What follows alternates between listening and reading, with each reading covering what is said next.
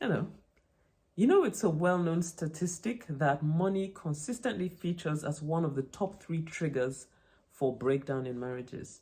Now, money is not just notes and coins. It is such a powerful force and it's an emotive subject in marriage because of the meaning that we attach to it. So money brings out strong emotions in the best of us.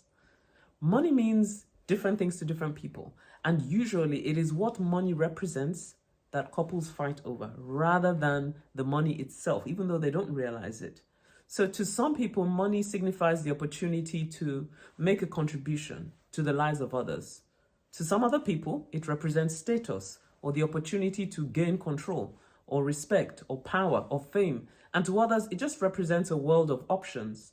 So money in itself is amoral. That means it's neither good nor bad, but it can promote either virtue or vice in the hands of a person. So having money really doesn't change people. It simply reveals who we are, for good or bad. And nowhere is that more evident than in marriage.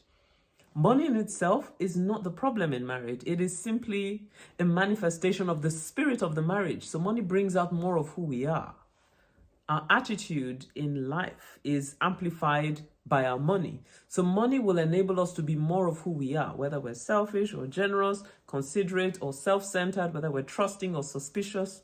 So rooting out unhealthy money attitudes and replacing them with healthy attitudes is one of the most important investments that we can make in marriage. Here are a few thoughts on how you can set yourselves up on a better financial footing in your marriage. First of all, replace me with we.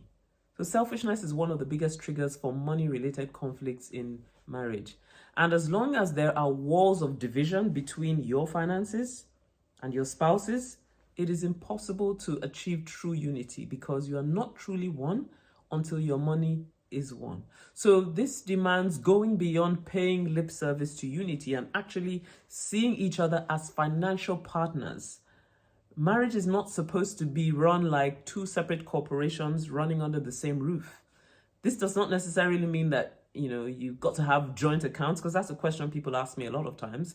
But it means that both parties are aware of what is coming in and what is going out of the family. And it also means that through continuous practice, you have learned to communicate effectively about money. And that leads me to my second point. Stop keeping secrets. Keeping financial secrets is never a good idea in marriage.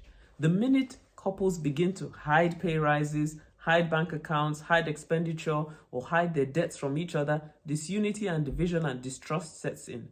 Every marriage needs a healthy balance between financial autonomy and financial accountability. And you need to agree as a couple where that balance lies, and that will be unique to you. So as adults, we all need a certain amount of discretionary spending, such that we don't have to justify every single expense to our spouse.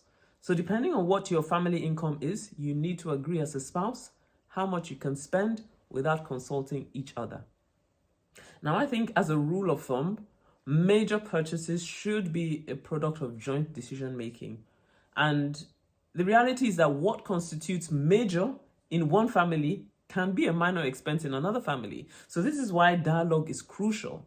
If you can't trust each other financially, then this is an issue that needs to be worked through with a counselor, because it will eat at the heart of your marriage and it will rob you of the sense of unity and oneness that you should have in your marriage. Now, another thought, agree a budget and stick to it. Where there is no budget, a business will perish. And the same can be said for marriage. The challenge is that we often have a sense of unwillingness to take an honest look from time to time at where our money is being spent and whether that represents good financial stewardship.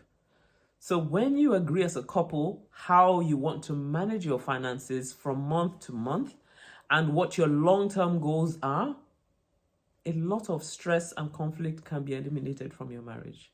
Now, another key thing is understanding your money language differences. The way we choose to spend our money is a reflection of our money values. So we spend on what we cherish. Usually couples have different money languages, and this can be the start of many conflicts if it is not properly handled.